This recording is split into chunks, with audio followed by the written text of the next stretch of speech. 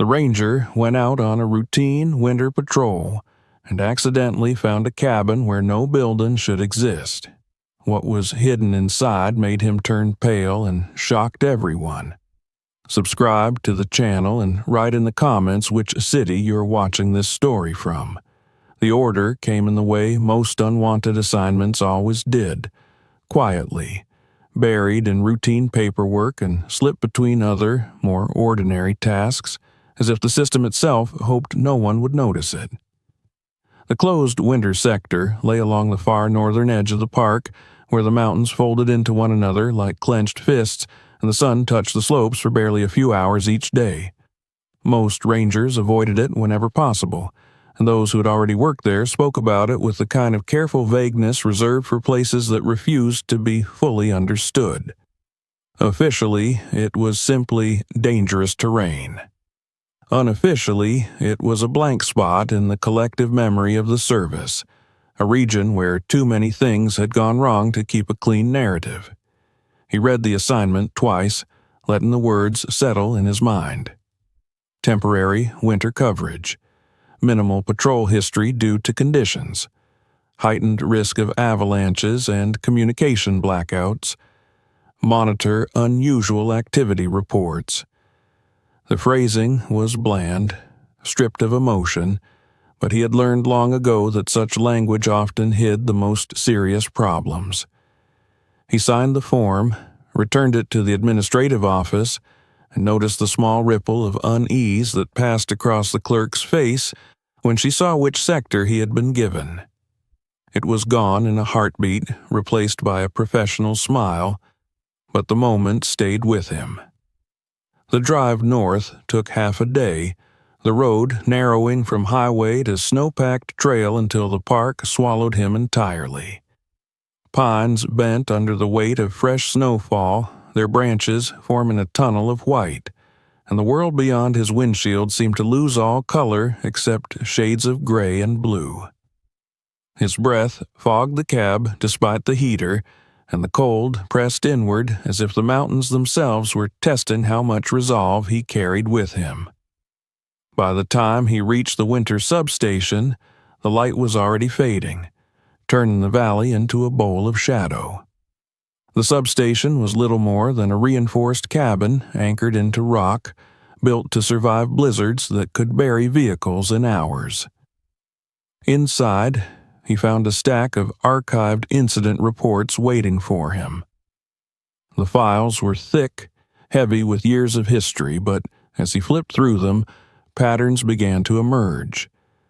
Nearly all the disappearances were listed between December and February. Nearly all occurred within a narrow strip of terrain that overlapped almost perfectly with the boundaries of the closed sector. The language of the reports was eerily repetitive.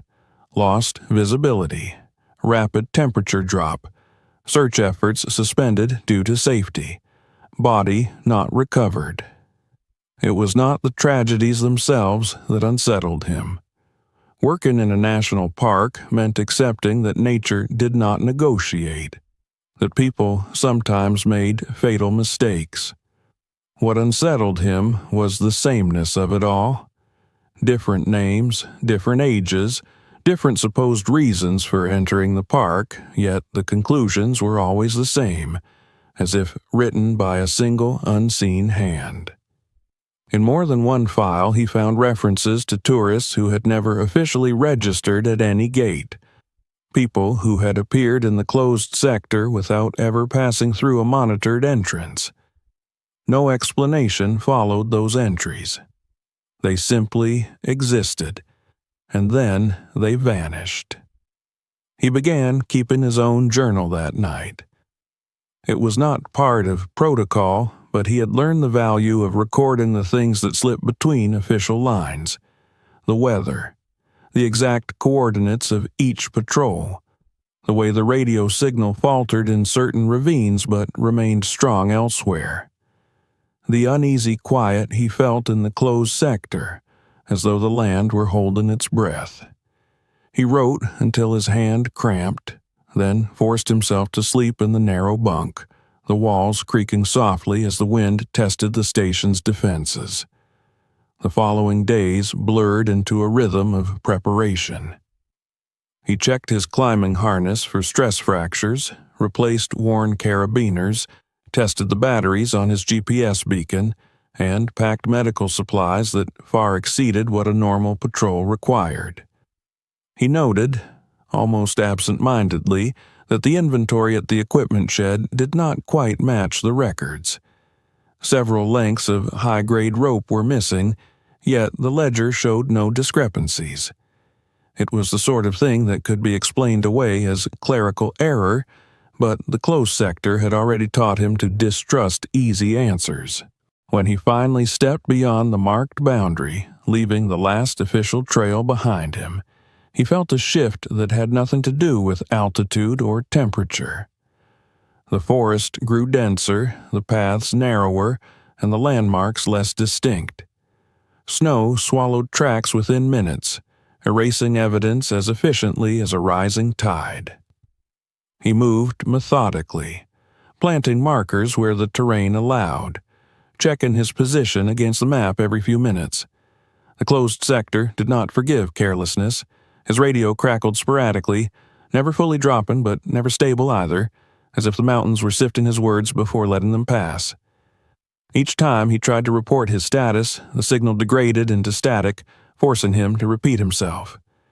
He logged the interference in his journal, adding another layer to the growing sense that this region did not operate by the same rules as the rest of the park.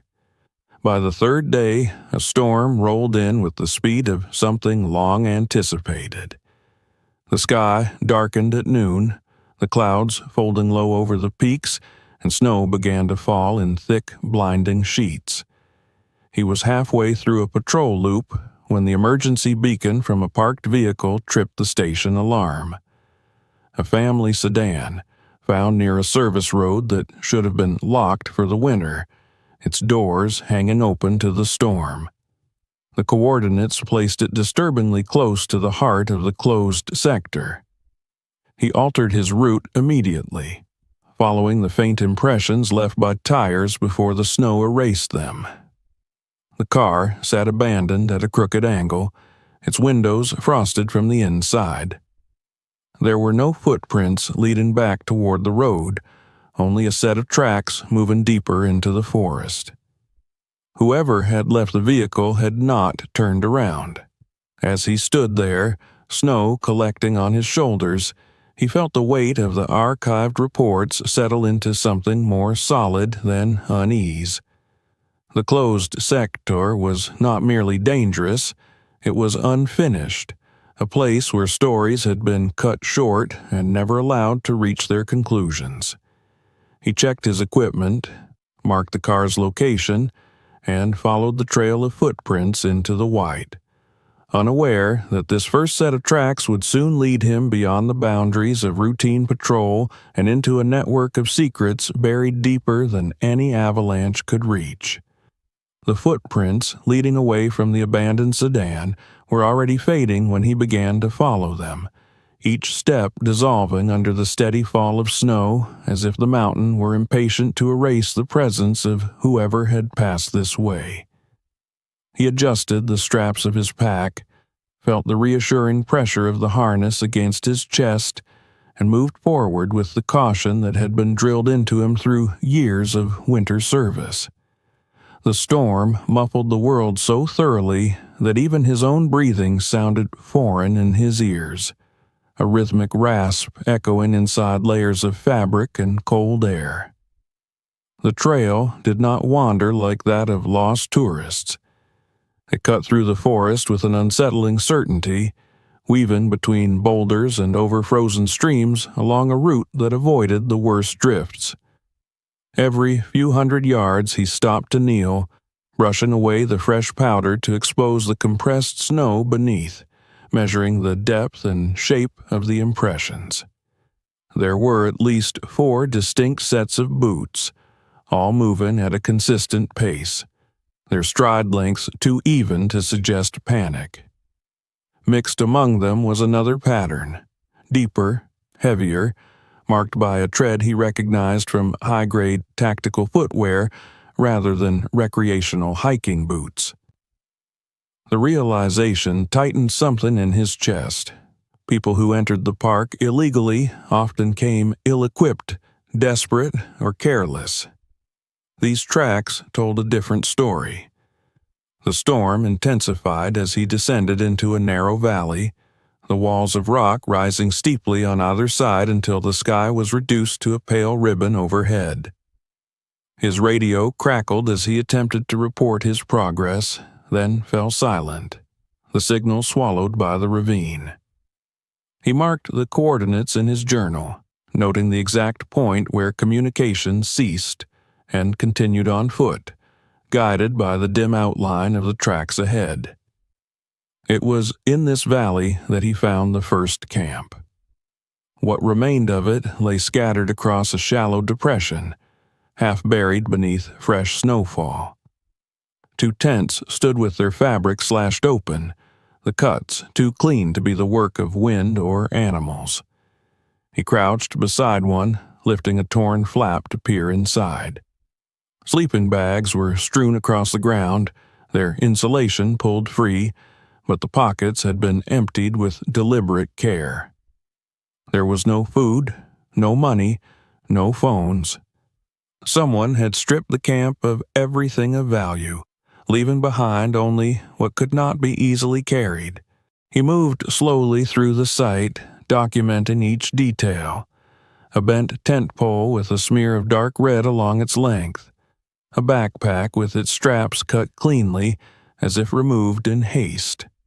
Boot prints overlapping in chaotic patterns near the center of the camp, suggesting a brief struggle or confrontation. Yet there were no signs of predators, no claw marks, no drag trails leading away. Whatever had happened here had involved only people. At the edge of the camp, he found the wolves. They were not close enough to threaten him, standing perhaps 50 yards away on a ridge, their forms barely visible through the curtain of snow. What struck him was not their presence, but their restraint. In most circumstances, wolves drawn to a human campsite would scavenge whatever they could reach. Here, they lingered at a distance, watching, their bodies tense but hesitant, as though the ground itself warned them away. He logged the sighting, noting the unusual behavior, then returned his focus to the tracks that led out of the ruined camp. Beyond the valley, the terrain shifted again, climbing toward a line of sheer cliffs that cut across the landscape like a wall. The footprints angled toward this barrier instead of veering away, a decision that made little sense to him. The safe route would have followed the valley floor to a series of gradual switchbacks, but whoever led this group had chosen the most dangerous ascent available. He tested each step carefully as he climbed, driving his ice axe into the frozen soil, the sound of metal on rock ringing faintly in the thin air. The higher he went, the more he noticed the absence of randomness. Even where the trail became nearly vertical, the tracks maintained their disciplined spacing. These were not the movements of people lost in a storm. They were the marks of a guided procession. Near the base of the cliffs, he found another anomaly. A set of deep impressions where someone had knelt, the snow packed hard beneath the weight of their body. Nearby lay a torn glove, and its fingers stiff with ice, but no blood. It was the only piece of personal gear he had seen since leaving the camp, and its abandonment suggested a moment of vulnerability that had not been allowed to linger. He scanned the surrounding rock face and spotted faint scuffs in the ice, marks of boots forced sideways along a narrow ledge. The group had passed this way, pressed against the cliff, funneling towards something he could not yet see. The radio remained silent despite his repeated attempts to re-establish contact. Static burst briefly across the channel, then vanished, leaving him alone with the hiss of wind through stone. He began to feel as though the closed sector were folding inward around him, sealing him off from the rest of the park.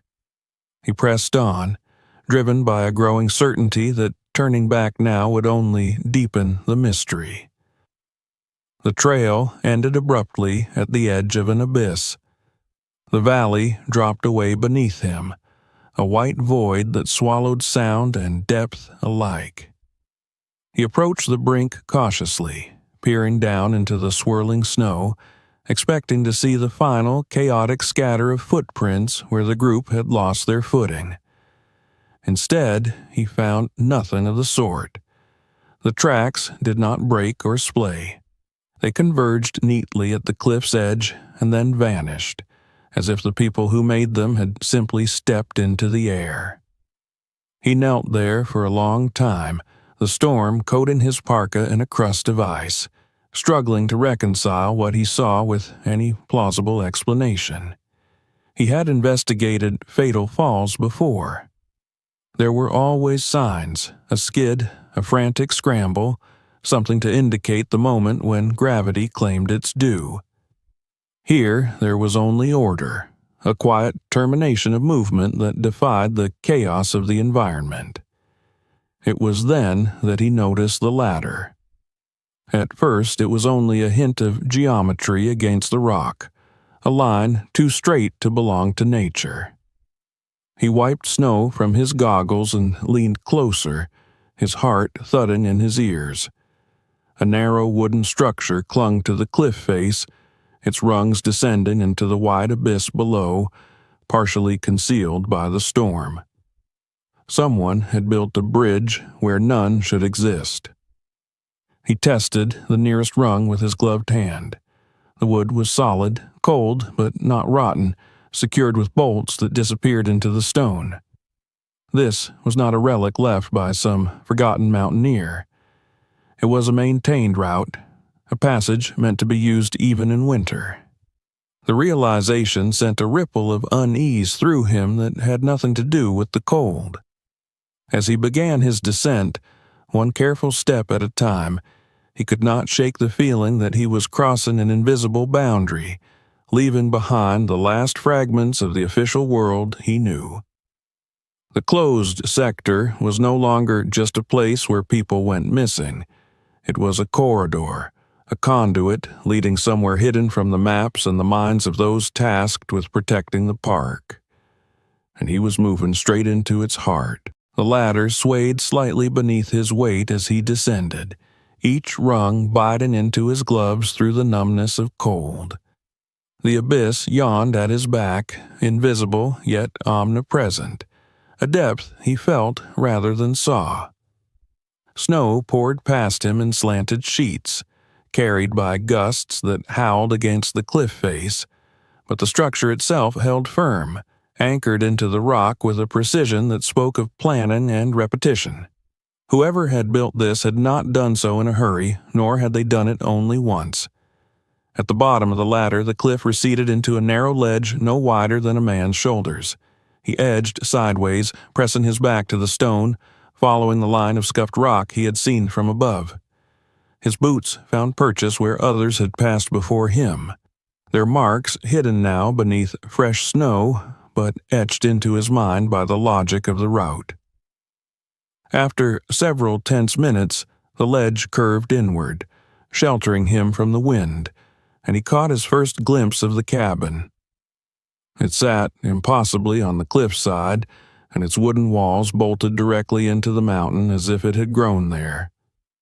The roof was steep to shed snow, its eaves crusted with ice, and from a short metal chimney rose a thin plume of smoke that dissolved almost immediately in the storm. The sight of it stopped him in his tracks. He had spent years in the park and knew every registered structure by heart. This place was not supposed to exist. The door was a simple slab of reinforced timber, its handle worn smooth by frequent use. He listened for a long moment, straining to hear any sound from within, but the storm drowned out everything. Slowly, he pushed the door open, ready to retreat if he sensed movement inside. Instead, he was met by a rush of warm air carrying the faint scent of wood smoke and something medicinal, a sterile undertone that did not belong in a wilderness cabin. The interior was small but meticulously arranged. A cast-iron stove glowed in the corner, its fire banked low to conserve fuel. Shelves lined the walls, holding rows of canned food, bottled water, and sealed medical kits. Ropes and harnesses hung from pegs in a way that made them easy to grab in a hurry. On a narrow table lay a map of the surrounding terrain, its surface crowded with pencil marks and coded notations. The room felt less like a refuge and more like a field office, every object positioned with deliberate efficiency. He moved carefully, resisting the urge to touch anything unnecessarily, letting his eyes absorb the details. A pile of winter boots in varying sizes stood near the door, their soles caked with dried mud rather than snow, suggesting long journeys through terrain lower and warmer than this frozen perch. Nearby, he found a stack of currencies held together with rubber bands, the bills sorted by denomination and origin. He had seen this kind of cash only in the aftermath of major trafficking cases, never in the heart of a national park. Beneath the table sat a portable medical pack, its contents arranged with a precision that bordered on clinical. Antibiotics, intravenous fluids, sterile syringes, bandages rated for field surgery. This was far beyond what a lost hiker or even an experienced mountaineer would carry. Whoever used this cabin anticipated injuries, illnesses, perhaps worse, and had prepared to deal with them in isolation. A cup stood on the stove, its rim marked by a faint ring of dried tea. The fire was not just warm, it was recent. Someone had been here not long ago, tending to the stove in the midst of a storm that would have kept most people huddled in their homes. The realization sharpened his senses, heightening the awareness of his own presence as an intrusion. He scanned the room for exits and found one almost immediately. At the back of the cabin, concealed behind a rack of climbing helmets, was a narrow door reinforced with steel brackets. It led not outside, but into the mountain itself, a dark opening that breathed cold air into the warmth of the room. The architecture of the place resolved in his mind with a sudden clarity. This was not a hideaway built for solitude. It was a node, a checkpoint embedded into the rock, designed to funnel people through the closed sector with speed and control. He took out his camera and began recording, narrating quietly despite knowing the audio would be ruined by the storm. He captured the money, the medical supplies, the map. Then he noticed the floorboards near the stove. Their grain ran in a slightly different direction from the rest of the planks, a subtle variation that might have escaped him had he not been trained to see such things. He knelt and pressed down gently. One board shifted under his weight. The panel lifted to reveal a shallow cavity beneath the floor, shielded from casual inspection by the heavy table that normally covered it. Inside lay a collection of items that erased any lingering doubt about the cabin's purpose. Passports from half a dozen countries, their pages pristine despite the harsh environment. Satellite phones still sealed in plastic. Bundles of SIM cards labeled with dates. Handwritten notebooks whose spines were cracked from constant use. His pulse quickened as he realized the scope of what he was seeing. This was not the operation of a single desperate group. It was a system, refined and maintained over years, perhaps decades. He flipped open the nearest notebook and scanned its pages, his eyes catching on columns of numbers and cryptic annotations.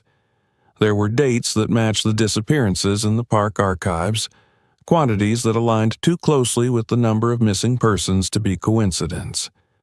Each entry ended with a terse mark that seemed to indicate completion or failure, though the meaning of the symbols was not yet clear. The cabin felt suddenly smaller, the warmth oppressive. He was no longer an observer in a strange place. He was standing in the heart of a machine that had been grinding quietly beneath the surface of the park, unseen and unchallenged. The closed sector had been a facade, a convenient explanation for tragedies that no one had wanted to examine too closely. He replaced the panel and stood, forcing himself to breathe evenly. The storm outside showed no sign of abating, and the radio at his belt remained stubbornly silent. If someone returned to this cabin while he was here, he would be trapped between the cliff and the mountain with no easy escape. Yet, leaving without documenting everything would mean abandoning the only tangible proof he had found so far. He resumed recording, capturing the hidden door, the tunnel beyond, the pattern of wear on the floor that revealed how often the panel was opened. Each detail felt like a small victory against the anonymity of the system he was uncovering.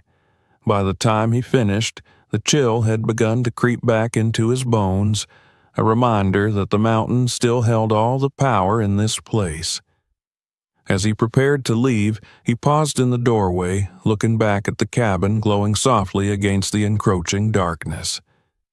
It was a beacon in the storm, a promise of survival to those who knew how to reach it, and a death trap to those who did not. He stepped back onto the narrow ledge, beginning the careful climb toward the world he thought he understood, unaware that what he had yet to find would tie this hidden refuge to crimes far more dangerous than smuggling people through snowbound mountains.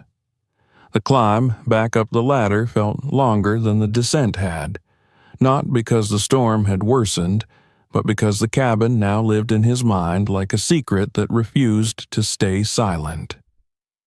Each rung seemed to echo with questions, each pull of his arms a reminder that whatever he had just seen was only the surface of something much larger. By the time he reached the ledge above, his muscles burned and his thoughts raced in a restless loop. The closed sector no longer appeared empty. It felt inhabited by intention. He did not go far before stopping again. The wind had shifted, clearing a narrow swath of snow from the cliff face, revealing a faint series of markings carved into the rock. They were small, almost childish in appearance, yet their placement was too deliberate to be dismissed as idle scratches. He traced them with his gloved fingers, noting their resemblance to the coded symbols he had glimpsed in the notebooks. It was another confirmation that the cabin was not an anomaly, but part of a wider language inscribed onto the mountain itself. When he finally reached a point where the radio signal flickered back to life, he attempted to transmit a brief status report. The response was delayed, warped by interference, and cut short before he could convey anything of substance. He recorded the failed attempt in his journal, underlining the time and location twice, then moved on, driven by the need to understand the material he had uncovered before anyone else could intervene. He returned to the substation after nightfall, his clothes stiff with ice and exhaustion pulling at his limbs. Sleep was impossible. The image of the passports beneath the floorboards replayed in his mind, each blank face staring back at him with an urgency that the official reports had never captured. He spread his notes across the narrow desk and began to piece together the fragments. The first pattern that emerged was temporal. The dates in the notebooks from the cabin corresponded almost perfectly with the disappearances listed in the park archives. Where the reports spoke vaguely of winter storms and lost hikers, the coded entries were precise, marking exact days and quantities. He overlaid the two sets of data and felt a chill more penetrating than the mountain air. People had not been lost here. They had been processed. The second pattern was geographic. The routes marked in the hidden maps converged on a cluster of coordinates that lay deeper within the closed sector, far from any recognized trail system. He had never patrolled that area before. It was a stretch of rugged terrain known for its unstable rock formations, a place avoided even in summer due to the risk of collapse.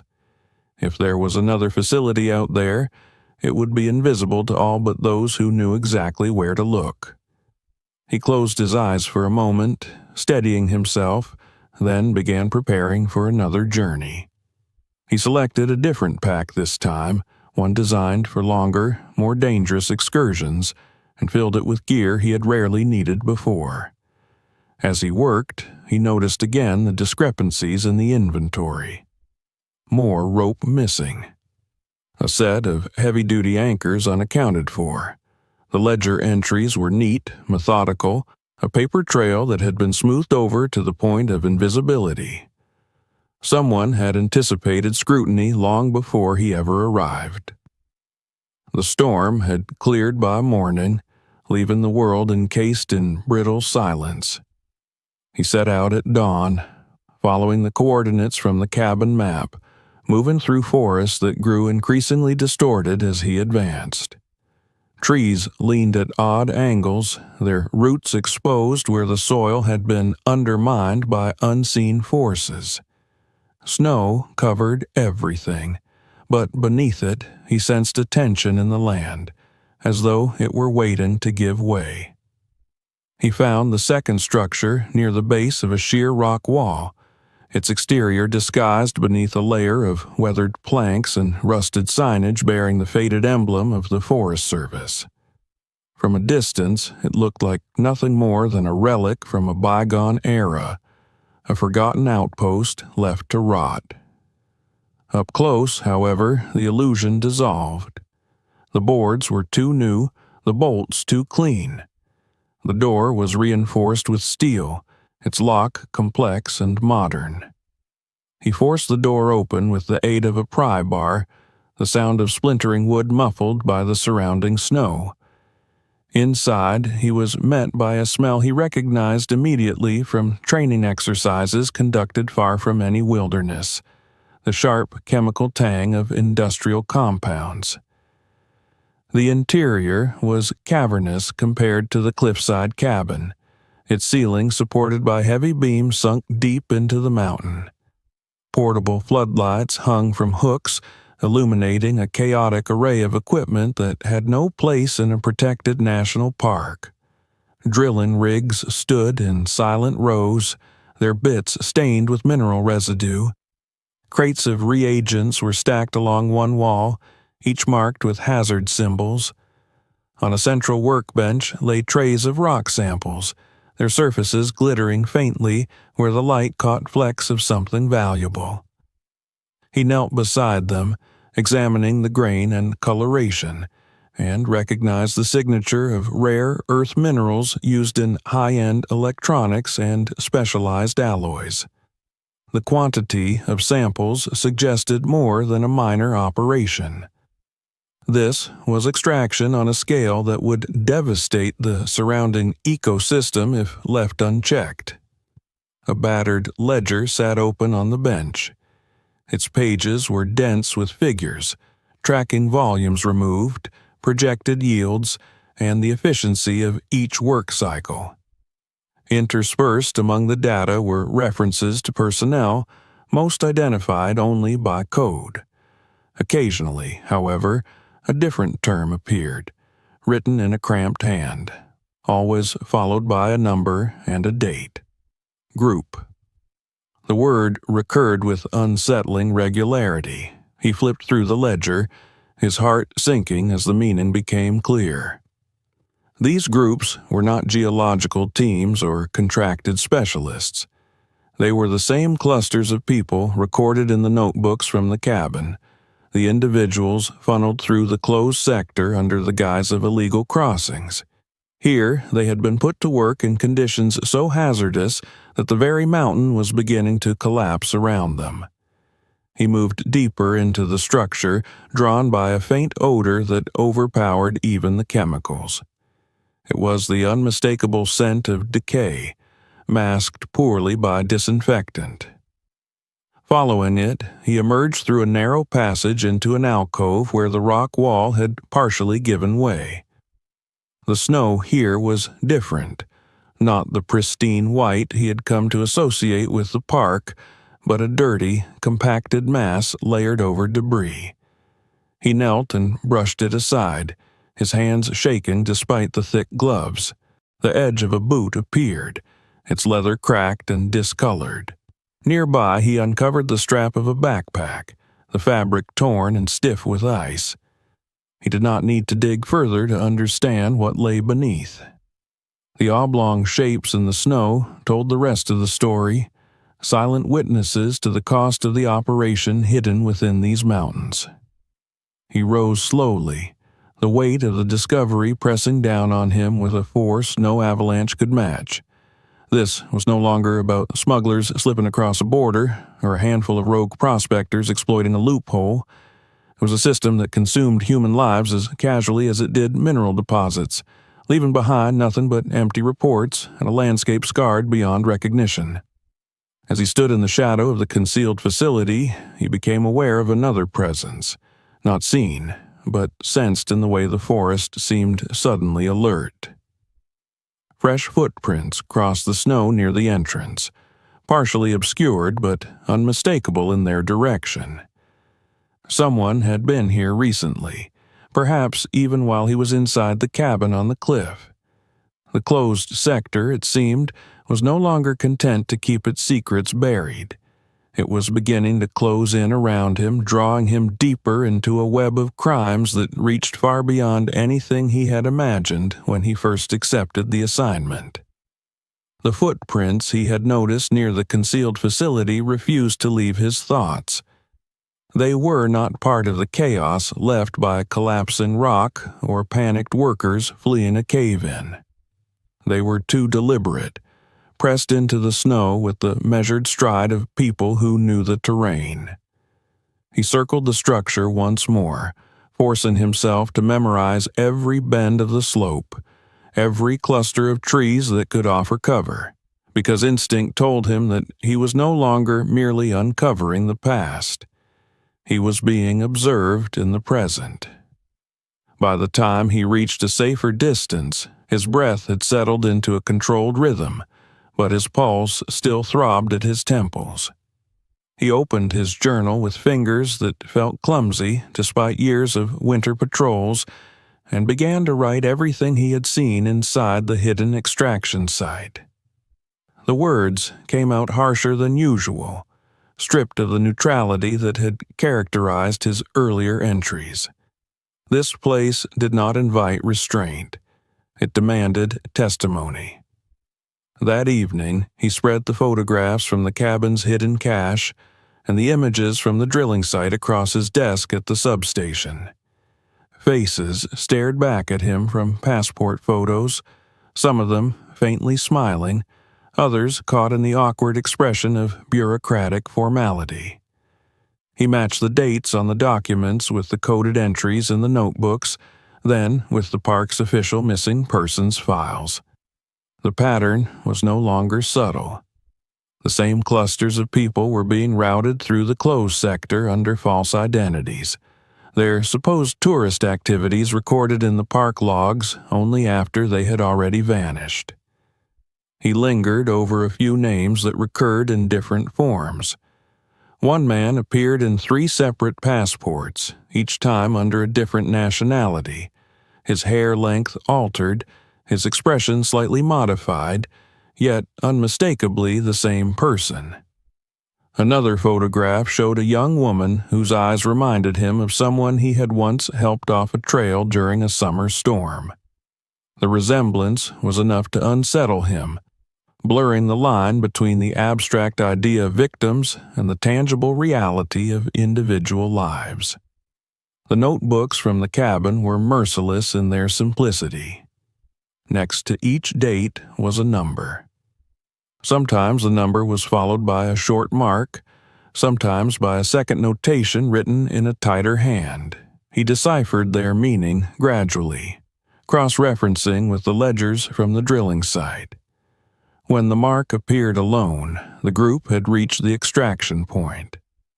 When it was paired with the second symbol, it meant that fewer people had arrived than had departed. There was no further explanation. Loss was reduced to a typographical variation. Sleep deserted him again. Each time he closed his eyes, he saw the boot protruding from the snow at the base of the collapsed alcove, the leather cracked by cold, the body beneath it left unnamed and uncounted. He thought of the wolves circling the ruined camp, keeping their distance as though they understood that the dead here were not theirs to claim. The closed sector had become a graveyard not by accident, but by design. In the morning, he ventured out once more, this time toward a ridge that overlooked a cluster of ravines he had never mapped in detail. From above, he could see how the routes from the cabin and the drilling site converged, forming a web of narrow paths invisible from the main trails. It was a geography of concealment, a landscape reshaped not by glaciers or erosion, but by human intention. He imagined people being marched through these corridors in the dead of winter, their hands numb, their thoughts fixed on whatever promise had drawn them here. By the time they realized the truth, the park itself would have been their prison. He knelt at the edge of a ravine and brushed away the top layer of snow. Beneath it lay the faded outline of fabric, barely discernible against the rock. He did not dig further, unwilling to disturb the remains without the authority and resources to recover them properly. Instead, he marked the location with his GPS and recorded a short video, his voice breaking for the first time as he described what he believed lay hidden below the surface. Returning to the substation, he noticed subtle changes in his surroundings. A truck parked near the equipment shed bore unfamiliar plates. A set of boot prints crossed the yard, heavier and more deeply imprinted than those of any ranger he knew.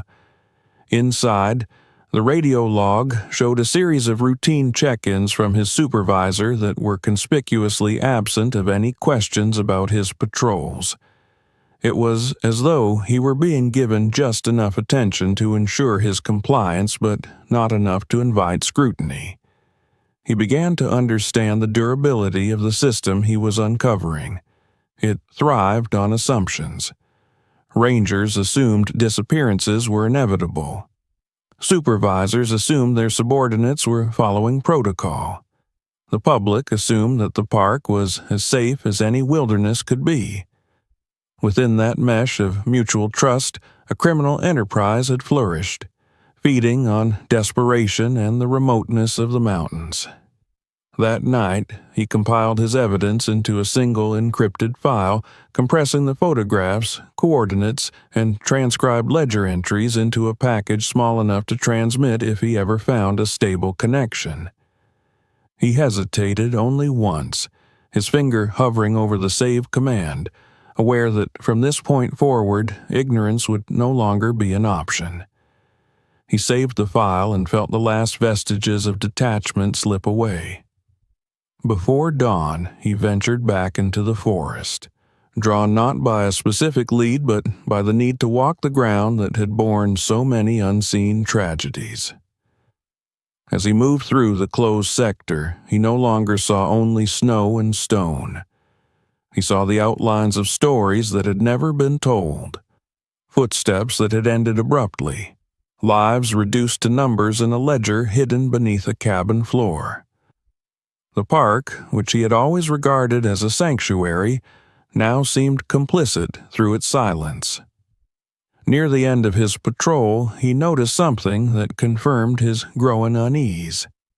Fresh marks had been carved into the trunk of a pine, the same small symbols he had seen on the cliff face near the cabin. They were positioned at eye level, bold enough to be noticed by anyone who knew to look. The message was clear even if the code was not. He was no longer the only one reading the mountain's secret language. He returned to the substation with a heightened awareness of every sound, every shadow. The broken lives he had uncovered were not confined to the past.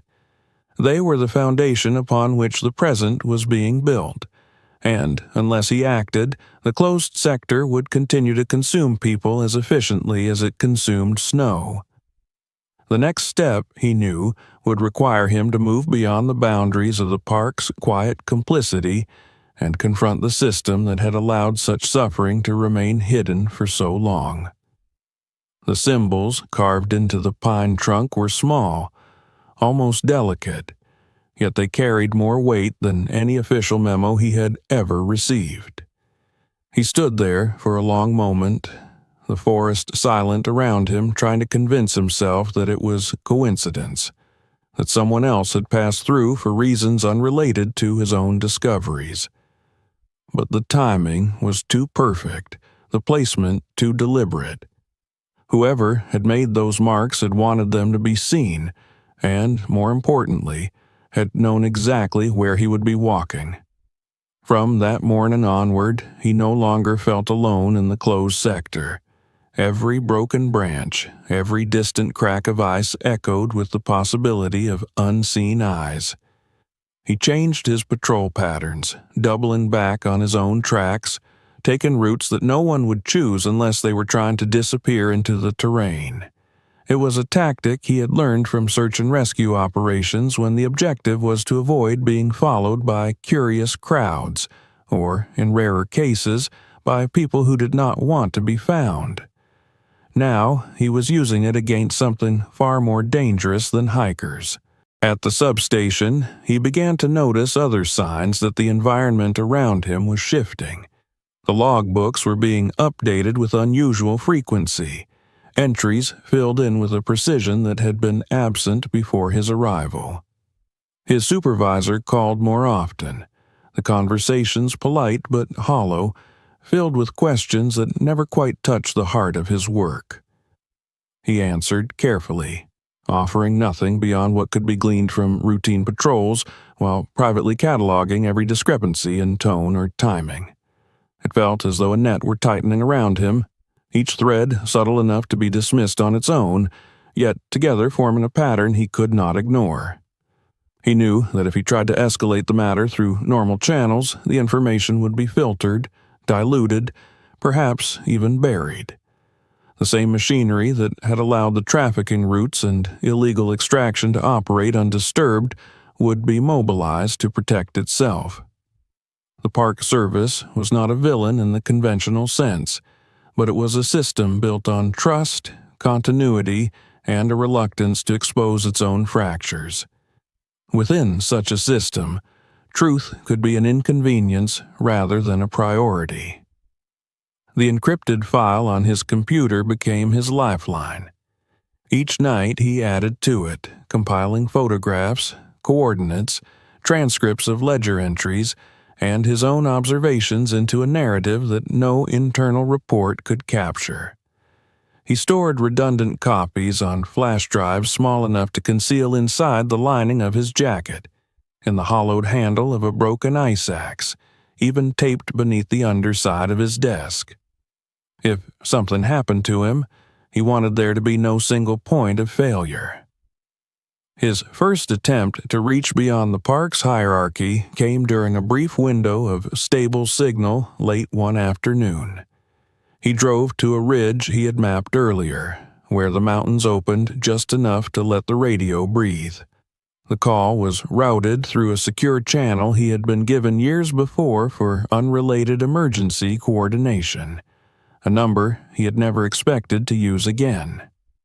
When a voice finally answered, distorted but present, he spoke in clipped sentences, offering only the essential details, enough to convey the gravity of the situation without alerting anyone who might be listening. The response was cautious. He was asked for proof, for confirmation that this was not a misinterpretation born of stress or isolation. He transmitted a single photograph, heavily compressed, showing the passports beneath the cabin floor. The line went silent for several long seconds, then the voice returned, altered in a way that needed no interpretation. Arrangements were made, not for immediate action, but for further contact under conditions that would minimize risk to all involved.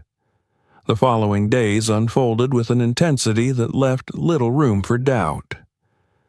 Vehicles he did not recognize appeared on the perimeter roads, their drivers never venturing far from their engines.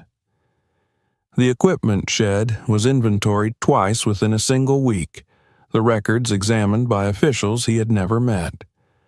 One evening, he returned from patrol to find his desk drawer slightly ajar, the contents arranged almost exactly as he had left them, save for a faint impression in the dust where his flash drive had been hidden.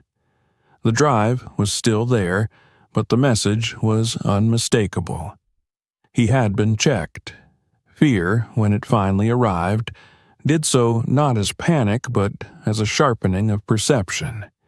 He began to notice the rhythm of the closed sector in a new way. The pauses between storms, the windows of silence when the mountains seemed to relax their grip on the land. These were the moments he used to move data, to upload fragments of his file in bursts too small to be detected easily, scattering the truth across channels that no single gatekeeper could control. The federal contact requested a physical meeting, a transfer of the complete archive that could not be intercepted or corrupted. The location was chosen with care, a stretch of highway outside the park's jurisdiction, a place where his presence would not be immediately flagged as unusual. The risk was enormous. Leaving the closed sector meant abandoning the terrain that had become his shield, exposing himself to scrutiny on open roads where surveillance was far easier. He prepared as though for a long expedition, though he intended to be gone only a few hours. He disguised his departure as a routine supply run, filed the appropriate paperwork, and drove away beneath a sky that threatened another storm. Every mile he put between himself and the mountains felt like a betrayal. Yet he knew that staying would only lead to isolation, to the slow erosion of his capacity to act. The meeting itself was brief, almost anticlimactic. The agent who received the data did not ask for a narrative. The file spoke for itself. When their eyes met across the hood of an unmarked car, he saw in the other man's expression a reflection of his own exhaustion, the recognition that they were now bound together by something neither could undo. He drove back to the park before nightfall, the weight of the transfer settling over him like a second skin.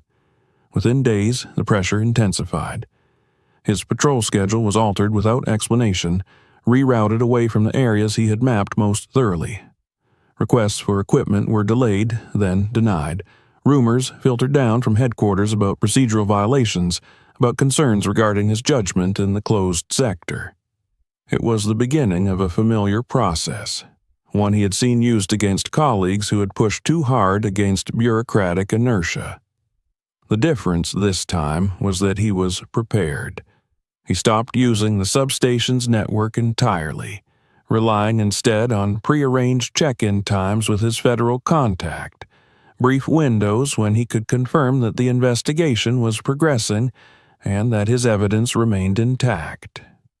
He trusted no one inside the park, yet he continued his patrols with the same outward diligence as before, understanding that any visible change in behavior would only hasten his removal.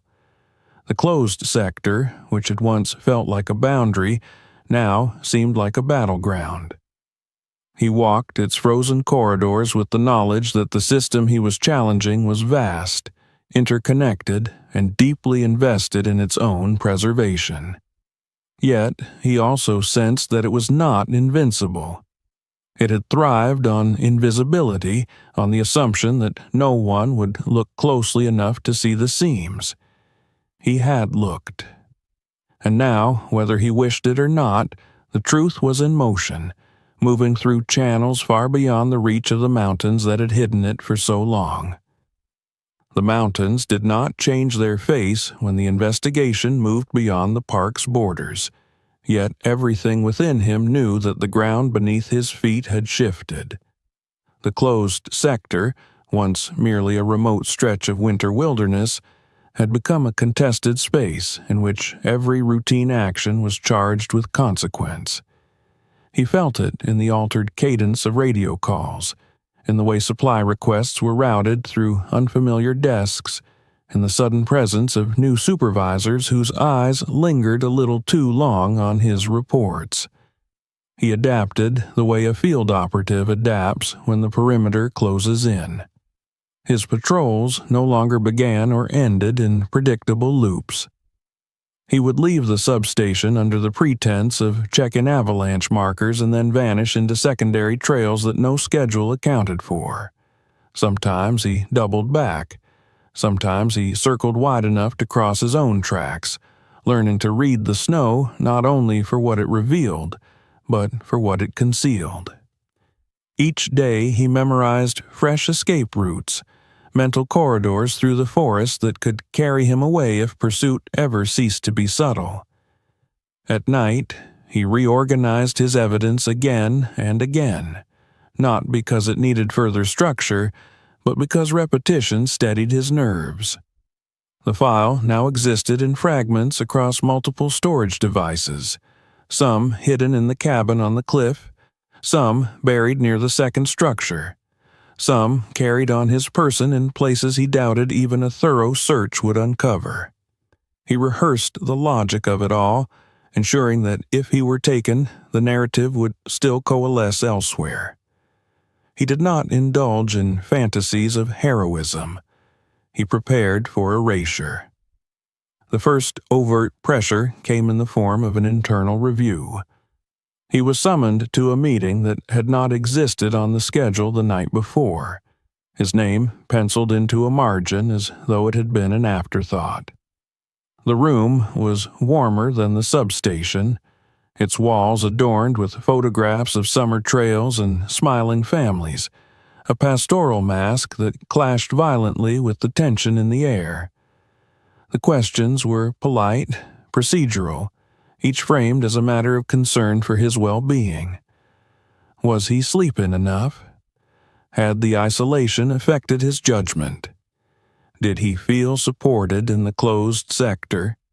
He answered in the language of the service, careful to acknowledge the hardships without conceding any flaw that could be weaponized. Yet, he could see the shape of the trap forming. The goal was not to refute his findings, but to destabilize the credibility of the man who had made them. If he could be portrayed as exhausted, obsessive, or erratic, then the evidence he had gathered would inherit those qualities by association. Leaving the meeting, he noticed a sedan idling near the maintenance yard, its engine humming too softly for the temperature. It followed him for 3 miles along a road that should have been empty, peeling away only when he turned toward a trailhead that could not accommodate vehicles. He did not look back. He no longer needed to confirm what he already knew. The federal contact began sending shorter messages, their tone more urgent. There were indications that local officials had been alerted to irregularities in the data flow, that the inquiry was meeting resistance at levels far above the park's administrative ladder. Names surfaced, then disappeared. Departments issued statements that contradicted each other within the same paragraph. It was the familiar choreography of institutions under threat, each step designed to buy time. One afternoon, as he approached the ridge where he had first regained radio signal weeks earlier, he found fresh tire tracks pressed into the snow. They did not match any vehicle assigned to the substation. He followed them until they vanished beneath a stand of pines, the ground beyond too churned to offer clarity. Someone had been mapping his movements, probing the same points of vulnerability he had used to slip his messages through.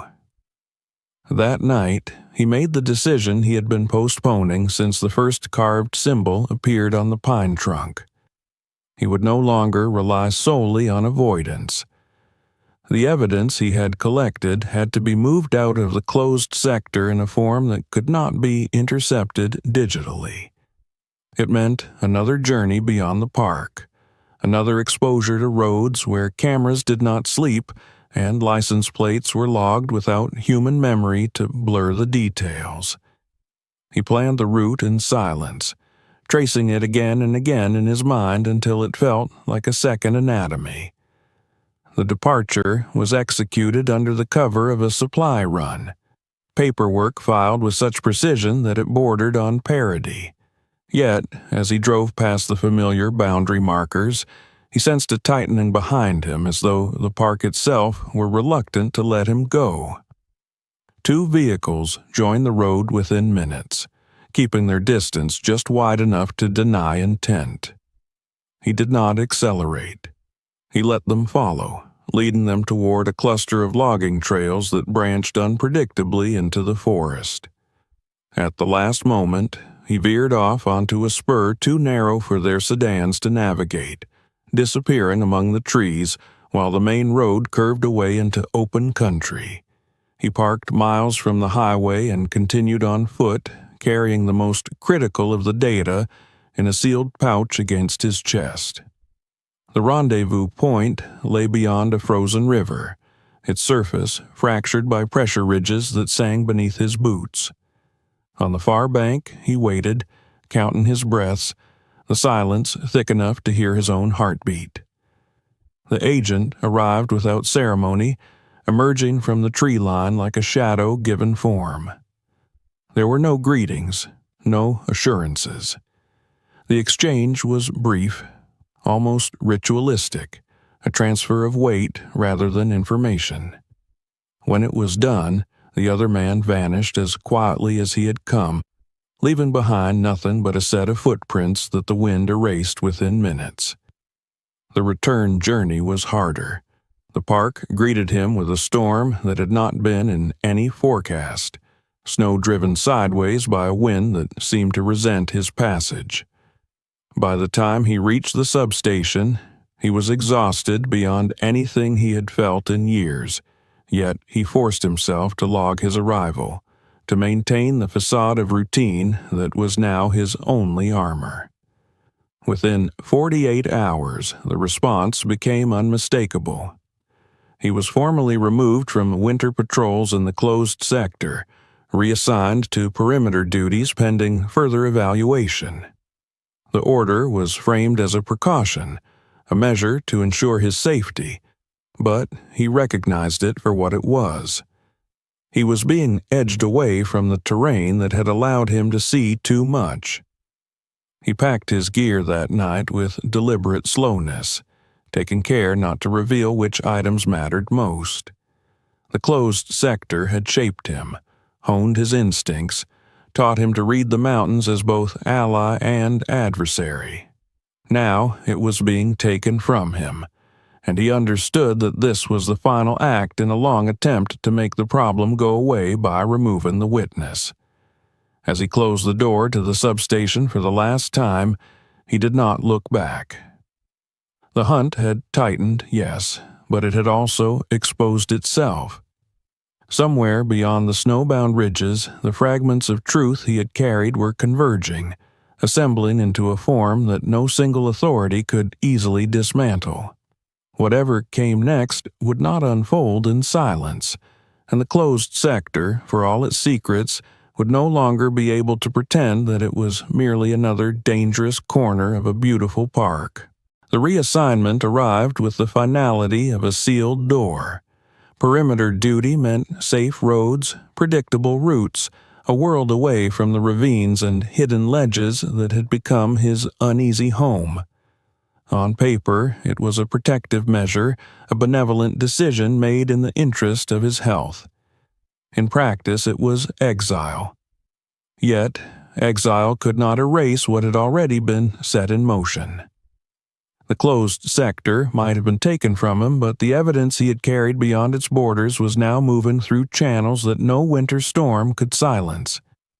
He spent his first days on the perimeter performing tasks that felt like echoes of a former life, checking visitor permits, monitoring weather advisories, answering the same questions from tourists who had no idea how close they were to a landscape that had consumed so many unseen lives. The contrast sharpened his sense of urgency. While the park presented its postcard face to the world, the machinery beneath it was finally beginning to grind against its own hidden faults. The first sign that something had changed came not from any official communication, but from the way the roads filled. Vehicles with government plates appeared at odd hours, parking in places that had long stood empty. Surveyors walked stretches of land that had not been surveyed in decades, their instruments cutting clean lines through the snow. Helicopters passed overhead, their rotors shattering the quiet that had once protected the closed sector from scrutiny. No announcements accompanied these movements, but the mountains were no longer allowed to keep their silence. Then the calls began. Old colleagues, people who had once dismissed his unease with practiced indifference, reached out with tentative questions. They had been asked to retrieve archived reports, to account for equipment discrepancies, to justify patrol gaps that had been ignored for years. None of them said his name outright, but he heard it in the spaces between their words, in the careful way they framed each inquiry. The truth, long buried beneath snow and bureaucracy, was being unearthed piece by piece. Within a week, a formal task force was announced, its mandate phrased in the broad language of environmental compliance and historical oversight. He read the notice on a bulletin board in the administrative wing, the ink still sharp, and felt a tremor of recognition. This was the shape of the reckoning he had imagined in sleepless nights, though he had never dared to believe it would arrive so quickly. He was not invited to join the task force. That omission stung more than he expected, but it also confirmed the depth of the system's discomfort with his presence. He remained on the perimeter, watching as the heart of the park was open to inspection by people who had not walked its hidden paths. Yet, he knew, and they would soon learn, that the terrain did not yield its secrets easily. The recovery operations began in earnest as spring threatened to break winter's hold. Teams descended into ravines that had been marked only in his private maps, guided by coordinates that had once existed only in encrypted files. He followed the progress through internal bulletins and whispered conversations, learning which sites had produced evidence, which had revealed nothing but disturbed snow and silence.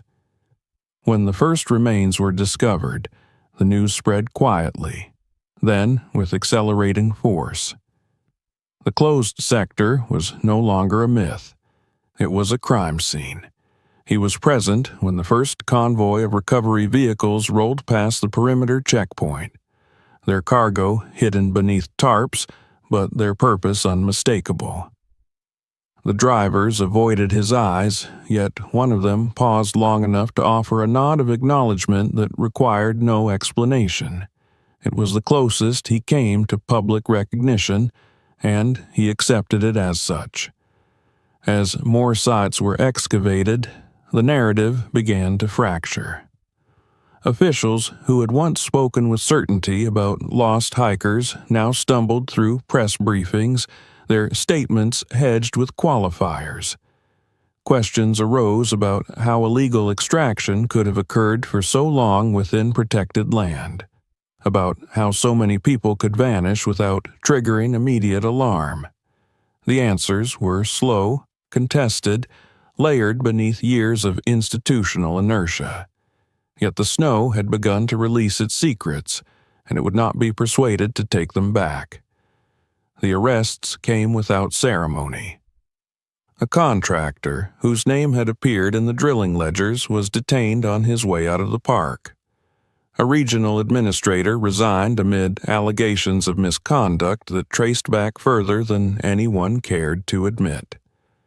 Each development confirmed what he had known from the moment he lifted the floorboard in the cliffside cabin. This had never been the work of isolated individuals. It was a network sustained by omission as much as by intent. In the evenings, he walked the perimeter roads alone, the world around him thawing inch by inch. Meltwater carved fresh channels through the snowbanks, revealing layers of debris that winter had hidden. He thought of the boot he had uncovered, the strap of a backpack, the ledger entries that reduced human lives to a pair of symbols. Those fragments had found their way into official reports now, transformed into exhibits and case numbers, yet he could not forget their original context, the way they had emerged from the ground like accusations. One afternoon, a journalist approached him at the gate, her recorder already running. She spoke of an anonymous source who had guided investigators to key sites, and to a ranger whose knowledge of the closed sector had proven indispensable. He declined to comment, offering only the scripted assurance that the park was cooperating fully with authorities. She persisted, pressing for a name, a face to attach to the story. He shook his head, aware that some truths lost their power when personalized, when reduced to a single figure who could be celebrated or dismissed at will. The final confirmation came months later, in the form of a quiet email from the federal contact. The task force had completed its initial phase. The network that had exploited the closed sector was dismantled, its operations frozen pending further investigation. More work lay ahead, the message said, but the machinery had been stopped. For now. He read the words twice, then closed his eyes and let the weight of them settle. The mountains beyond the checkpoint were still formidable, still capable of swallowing the unprepared, but they were no longer accomplices to a hidden economy of suffering. The closed sector would not return to its old invisibility. It had been mapped, measured, spoken into existence. On his final patrol of the season, he paused at a viewpoint overlooking the ravines that had once held their secrets so fiercely. Snow still clung to the shaded slopes, but in the sunlight he could see the dark seams of earth where teams had dug, the scars of a reckoning that had come too late for many, yet not too late to matter. He thought of the people whose faces he had memorized from the false passports of the wolves that had watched over an abandoned camp, of the ladder descending into the abyss where no structure should have stood. The park would heal in its own way. Forests always did. But he knew that healing was not the same as forgetting, and he resolved never to allow the closed sector to slip back into comfortable obscurity. In the silence that followed the passing of the last convoy, he stood with the snow melting around his boots and understood, at last, that some places did not hide their crimes. They waited patiently for someone willing to look long enough to see them. If this story kept you on the edge, don't leave yet. Subscribe right now, turn on notifications, and be the first to see the next chapter when it drops. Share this video with someone who loves real stories that go deeper than they seem, and keep this investigation alive by spreading it further.